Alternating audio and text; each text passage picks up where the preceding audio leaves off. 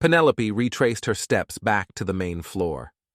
Eyes trailed her as was becoming the new norm on stations, and she watched to see if they could recognize an injury. It wasn't lost on her that she'd probably have some explaining to do. Well, they don't know what a bruise is. If I'm the first human they've seen, is there a chance they won't notice? Maybe they'll just think humans periodically change color. As she pondered her chances of having to explain things, she made her way back to the only being on the station who would recognize an injury for certain. Stepping into the shop, she waved and got Laz's attention. Oh, damn. I didn't think they'd be able to touch you. His hands spoke. So you knew I'd try to hop in the ring? She signed back. His reply was a sly grin and a shrug of the shoulders. Penelope leveled a dry glare at him and continued to speak in sign. Most of them weren't combat frames, but the last one was a doozy. Anyway, do I owe you anything for the info? You've already paid. He responded silently. How so? Broken bots are excellent for business. He smiled. I see. I do have something for you, though. Call it an apology for the busted lip. His hands fell to his side, and he got up. Moving into the back of the shop, he reached around a corner and dragged an old punching bag back around. Setting it in front of her, his hands went to work. Thought you might have use of it. Lord knows I don't. He held up a comparatively lanky arm. Are you sure? I don't want to be taking things. He held his hands up and batted the air to interrupt her. Please? Of all the things I wish survived that accident, this is not one. It's all yours. Thank you. No problem. His hands stalled and he stared at the newly forming bruises on her cheek. I'm trying to think of a good cover story, but I've got nothing. It's all right. They'll just have to get over it. Not the first shiner I've gotten. They should see the other guy, right? Exactly. She chuckled. I should get back to work here, but I hope that colony is everything you want it to be. And if you ever want to come by and drum up a ton of business for Lear and I, again, you're more than welcome. He smiled and picked up his tools. I appreciate the offer, and I hope so, too. A sunset. I could take or leave a lot, but a good sunset would be really nice. Have a good one, Laz. She picked up the punching bag. His hands had gone back to work, but he gave a friendly nod as she turned and left the shop. She got only a few feet before she saw the captain coming from the opposite direction. I just caught Gareth and most of the rest of the crew. We're setting out soon. Gotcha. I was just heading back to the ship myself. Perfect. I've got a few stragglers and then the frame to grab and I'll see. You... there. His speech slowed as he noticed her face. Are you okay? I'm fine. Laz let me in on a little fun at the lower levels. Fun, right. Okay. As long as you're okay. I'll see you back at the ship. He raised his paws and continued walking.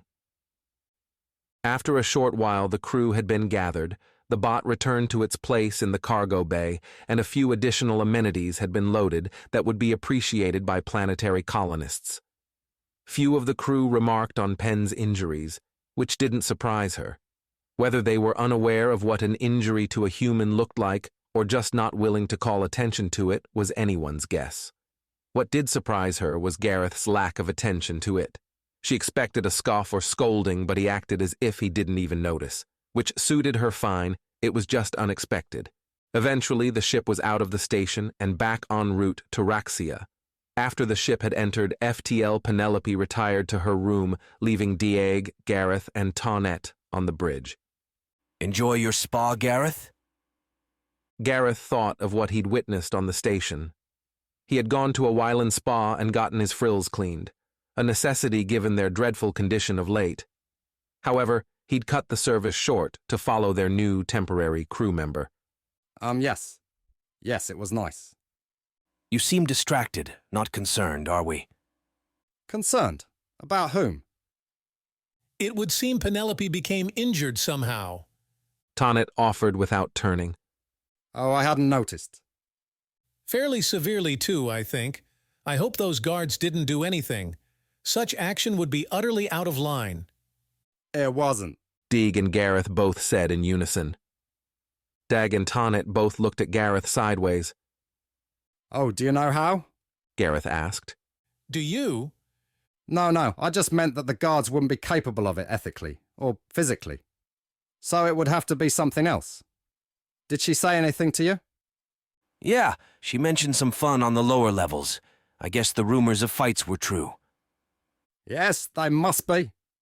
Gareth tried to say as aloofly as possible. You don't care? Why should I? If she wishes to throw herself at frames like that, it is entirely her own prerogative. I suppose so, still. Tonnet maybe just make sure she'll heal okay. Just ask, at least. Of course, I was going to. Gareth spoke very little after that. Even after retiring to his quarters, he couldn't help but conjure the image in his mind.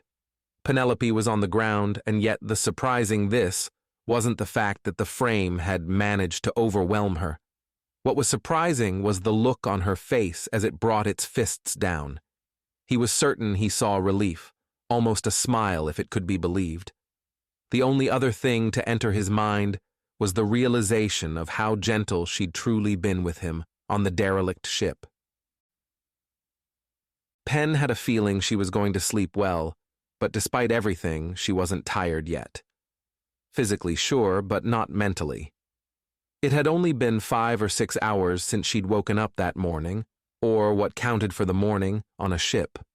She started up and left her room while she wondered how off her circadian rhythm had gotten. If she were back on Aster, what time would it be? The jet lag would be astronomical. No pun intended. After some wandering, she found herself at the door of the engine room. Thwill was clearly avoiding her, but maybe it had been long enough at least to introduce herself. She tapped the console, and a familiar, timid voice came through a few seconds later. Yes? Who is it? It's Penelope. I just figured it had been a few cycles, and I haven't introduced myself. I don't want to scare you or anything, though. Oh, no, that is okay. Please come in. The door wasn't locked to begin with, so she pressed the console and it slid open. The small creature could be seen atop the engine and behind a number of pipes. Hello. He peeked over a pipe. Hi. You working on something up there? Yes. His big eyes were locked on her. Okay. No, I'm just... Look, you are very big, and I don't do well with big. And your eyes. I get it. I could sit down if that would help. Perhaps. Penelope sat cross-legged on the floor. She could feel the thrumming of the engine now as well as hear it. Thwill hopped over the pipes and sat at the edge of the engine core. Are all humans so large? Generally, I suppose. There's genetic variance, but I think you would consider most humans large. Tonnet says you eat meat. Not all of us, but yes. Not all? There are some who don't like the idea. They've found a lot of ways to supplement their nutritional requirements in other ways. I do eat meat, if you're wondering. He didn't seem to like this. It's not like we go around eating people, though. In Terran space, it is utterly illegal to eat a sapient creature. A lot of consumed meat nowadays is synthetic anyway. That is somewhat relieving. I feel I should apologize. I didn't mean to avoid you. It's just... Well, I can't live my life free of fear like you, I guess. You think I don't feel fear? Against the pirates, you didn't even hesitate. Not a tremor or anything? Oh no, there's plenty I'm afraid of. You know, my old captain had some wise words on the subject. He once told a much younger me that fearlessness is just another word for stupidity. We are right to be afraid of the things that can bring us harm. It's a vital instinct. Without it, we'd all be wandering off cliffs or sailing into stars. This did elicit Thwill's version of a laugh. But you must do a very good job hiding it then. I do. It's a trick, really. Fear has its uses, but it can also get you into trouble. The trick isn't to be fearless, it's to act anyway. Whenever I've been truly terrified, I remind myself that doing nothing, freezing certainly isn't going to help, so I might as well try something. Either it works and I've saved myself, or it doesn't, and it didn't matter anyway. I guess so. Still, if we get attacked by more pirates, I think I'll hide again. Smart. And don't worry, I'll take care of them. Penelope winked. Thwill didn't seem to realize that he'd been migrating ever closer to the human. At this point, he sat only a few feet from her.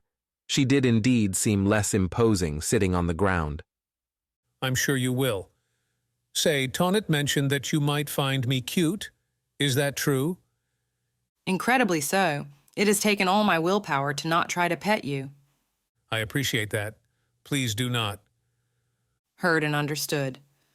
Penelope couldn't help but chuckle. Thwill moved back to his work, but kept talking. The two spent a number of hours discussing the various differences between predator species on their respective planets.